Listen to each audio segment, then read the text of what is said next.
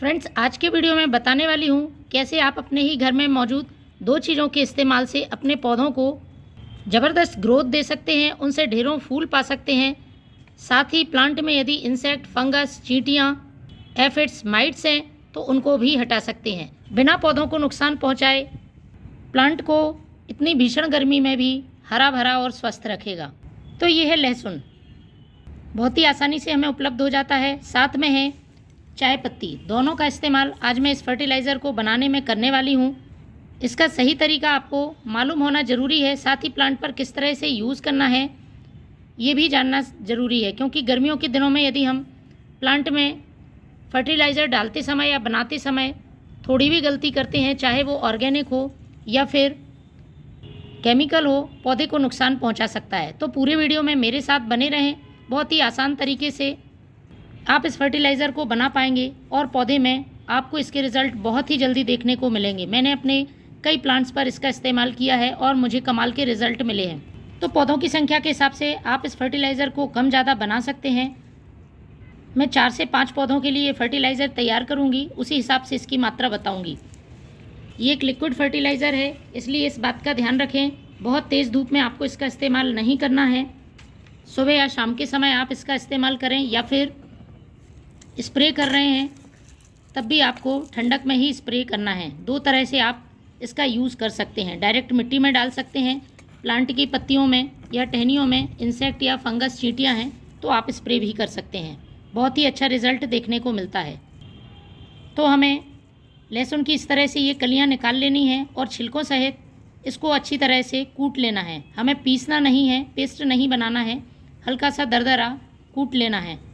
जिस भी चीज़ का आप प्लांट में फर्टिलाइज़र या इंसेक्टिसाइड के लिए इस्तेमाल करते हैं तो हमें उसका सही समय पर सही तरीके से प्रयोग करना आना चाहिए। साथ ही ये मालूम होना चाहिए कि आखिर ये प्लांट के लिए क्यों फ़ायदेमंद है। तो मैं बता दूं, लहसुन में सल्फ़र कंपाउंड्स पाए जाते हैं, जिसकी वजह से लहसुन में बहुत तेज़ गंध भी आती है और इस गंध से चींटियाँ, इंसेक्ट दूर रहते हैं।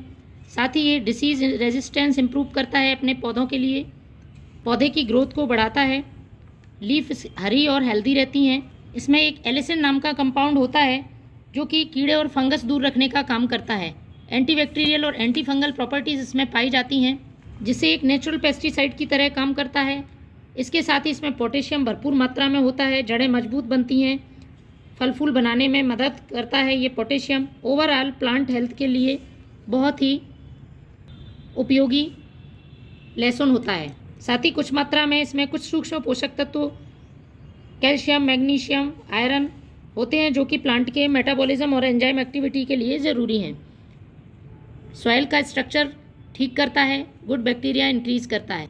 इसके साथ ही जो हमने चाय पत्ती का यूज़ किया है, इसमें भरपूर मात्रा में नाइट्रोजन है, प्लांट की ग्रोथ को बढ़ावा देती है और प्लांट की सॉइल को एसिडिक करने का काम करती है। मोगरा, गुलाब, गुड़हल, अपराजिता जैसे जो फूलों वाले पौधे हैं वो एसिडिक सॉइल में काफ़ी अच्छी फ्लावरिंग करते हैं। तो यदि आपके प्लांट में बिल्कुल भी फ्लावरिंग नहीं हो रही है या फूल बहुत छोटे आकार के आते हैं, पत्तियां पीली पड़ रही हैं, प्लांट में इंसेक्ट हैं या ग्रोथ रुकी हुई है, तो आप इस फर्टिलाइज़र को दे के देखें, आपको हैरान कर देने वाले रिज़ल्ट मिलेंगे। तो अब मैं इसे कूट लेती हूँ। इसको मैंने अच्छी तरह से कूट लिया है। अब हमें लेना है 1 गिलास। यदि आप ज़्यादा मात्रा में इस फर्टिलाइज़र को बना रहे हैं तो बड़ा बर्तन भी प्लास्टिक का इस्तेमाल कर सकते हैं। और इसमें मैं ले रही हूँ ये फ्रेश चाय पत्ती। 1 छोटा चम्मच हमें ये फ्रेश चाय पत्ती का डाल देना है। इसके साथ ही इसमें हमें आधा छोटा चम्मच ये कुटा हुआ लहसुन का डाल देना है। अब हमें इसमें पानी भर देना है और इसको हमें ढककर रखना है फ्रेंड्स 24 घंटे के लिए। इससे ज़्यादा देर के लिए हमें नहीं रखना है। 24 घंटे में काफ़ी अच्छी तरह से ये फर्टिलाइज़र बनकर तैयार होगा। तो 24 घंटे पहले मैंने इस फर्टिलाइज़र को बनने के लिए रखा था। कुछ इस तरह से ये बनकर तैयार होगा। इसे अच्छी तरह से मिक्स कर लेना है। इसमें काफ़ी लहसुन की गंध आ रही है जो कि प्लांट में इंसेक्ट को दूर रखने का काम करेगी। अब हमें इसे 2 तरह से इस्तेमाल करना है। पहला प्लांट पर स्प्रे करना है और दूसरा मिट्टी में डालना है। तो सबसे पहले इसे हम छान लेते हैं।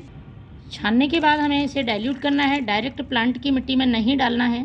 बचा हुआ जो ये छानने के बाद हिस्सा है चाय पत्ती और ये लहसुन के छिलके वगैरह, इनको आपको फेंकना नहीं है, आप कंपोस्ट में इसका इस्तेमाल कर सकते हैं या सुखाकर प्लांट की मिट्टी में भी डाल सकते हैं। क्योंकि हमने फ्रेश चाय पत्ती का यूज़ किया है, इसमें अभी भी कुछ पोषक तत्व तो मौजूद हैं जो प्लांट की मिट्टी को उपजाऊ बनाने का काम करेंगे।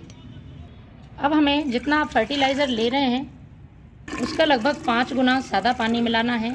तो मैंने ये 5 गिलास सादा पानी ऐड कर दिया है और इस तरह से ये फर्टिलाइज़र प्लांट में डालने के लिए तैयार है।